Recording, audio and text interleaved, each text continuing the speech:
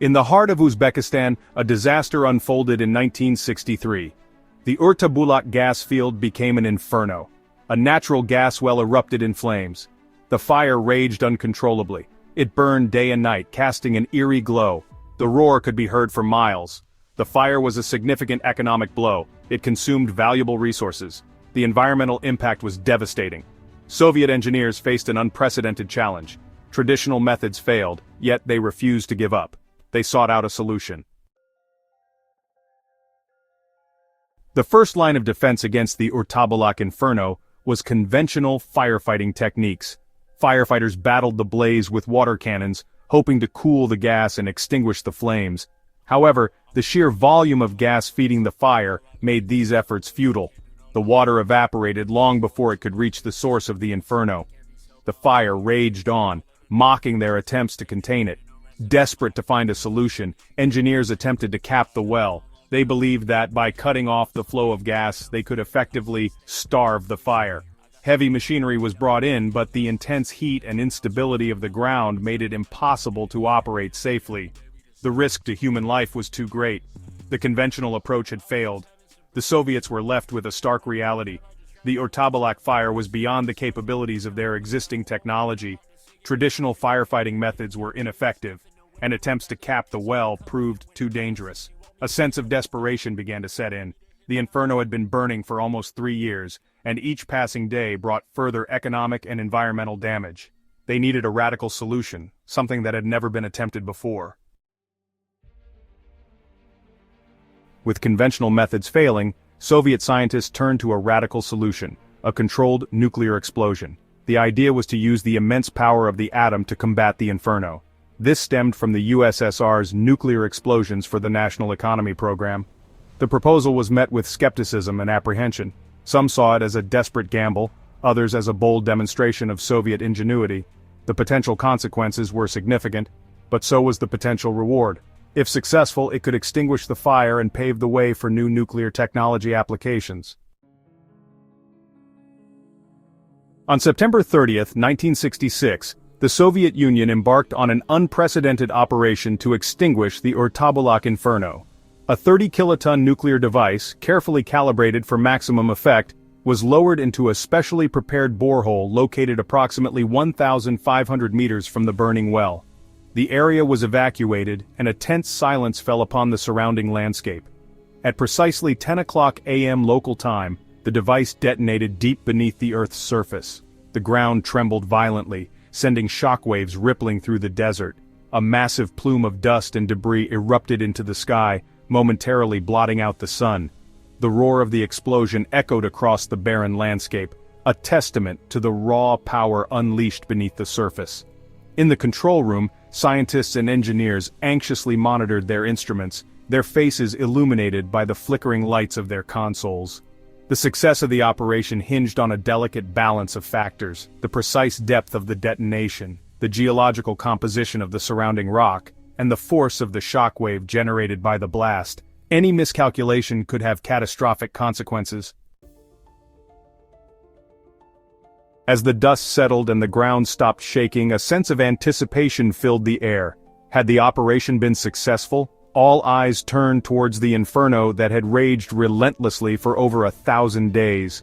The flames, once a beacon of destruction, flickered and died. The roar of the fire, a constant presence for so long, was replaced by an eerie silence. The nuclear explosion had achieved its objective. The shockwave, traveling through the earth, had successfully collapsed the wellbore, cutting off the flow of gas that fueled the inferno. The fire, starved of its fuel source, had finally been extinguished. The operation, audacious in its conception and execution, had been a success. The news of the successful operation spread quickly, electrifying the Soviet Union and capturing the attention of the world. The Urtabulak fire, once a symbol of nature's untamed power, had been vanquished by human ingenuity. The Soviet Union had demonstrated its mastery of nuclear technology, not for destruction but for peaceful purposes. Section 6. Atoms for Peace, the USSR's ambitious program. The successful extinguishing of the Urtabulak fire marked a significant milestone in the Soviet Union's nuclear explosions for the National Economy Program. Initiated in the 1960s, This ambitious program sought to harness the immense power of nuclear technology for a variety of peaceful applications, ranging from large-scale excavation to the stimulation of oil and gas production. The program was driven by a combination of factors, including the Soviet Union's desire to demonstrate its technological prowess during the Cold War, the need to address practical challenges in resource extraction and infrastructure development, and a belief in the transformative potential of nuclear technology. The program, however, was not without its critics. Concerns about the environmental impact of nuclear explosions, the potential for radioactive contamination, and the long-term risks associated with such activities were voiced both within the Soviet Union and internationally. Nevertheless, the program continued for over 2 decades, resulting in over 120 documented nuclear explosions for various peaceful purposes. Section 7. A Global Perspective, Nuclear Technology's Reach. The Soviet Union was not alone in exploring the peaceful applications of nuclear technology. In the United States, a similar program known as Operation Plowshare was initiated in the 1950s. This program, like its Soviet counterpart, sought to investigate the use of nuclear explosions for a variety of civilian purposes, including the creation of artificial harbors and canals, the stimulation of natural gas production, and the disposal of hazardous waste. However, both the Soviet and American programs faced growing opposition due to concerns about radioactive fallout and the potential for environmental damage. The signing of the Limited Test Ban Treaty in 1963, which prohibited nuclear weapon tests in the atmosphere, underwater, and outer space, further restricted the scope of these programs. Despite the initial enthusiasm and the ambitious goals set forth, the era of peaceful nuclear explosions ultimately proved to be short-lived.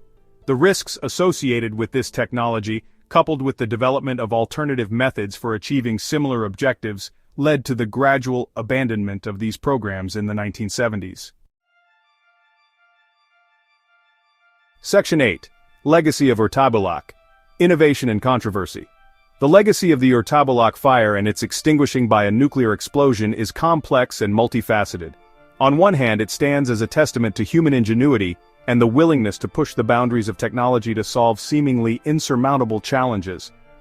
The successful operation demonstrated the potential of nuclear technology for peaceful purposes, albeit under extraordinary circumstances. On the other hand, the event also serves as a stark reminder of the potential risks associated with nuclear technology, even when used with the best of intentions.